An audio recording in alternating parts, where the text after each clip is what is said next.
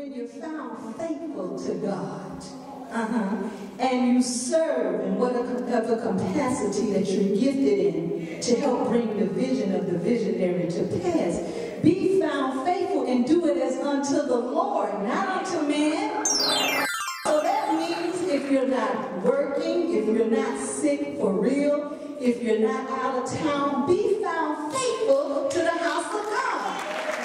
Guard your heart, dear ones, and the company that you keep, because bad company corrupts good manners.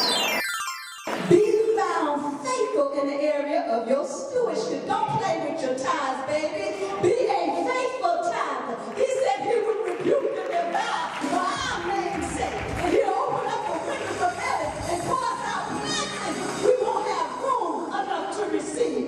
Give your best offering. Say best offering. That's right. I don't care if it's $5. Give your best. If it's $50, give your best. If it's $500, give your best. Don't worry about you're in here. This is a ministry of integrity. You can trust God to work through your bishop to be a good steward. And then sow your seeds into good soil. Say good soil. See, I do have covenant partners, but charity begins at home and then it spreads abroad. I sow faithfully, Sister Carolyn, into the word of Oasis.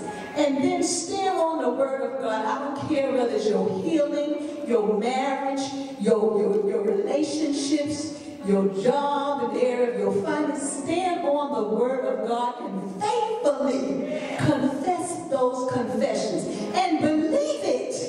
And then don't wait till the manifestation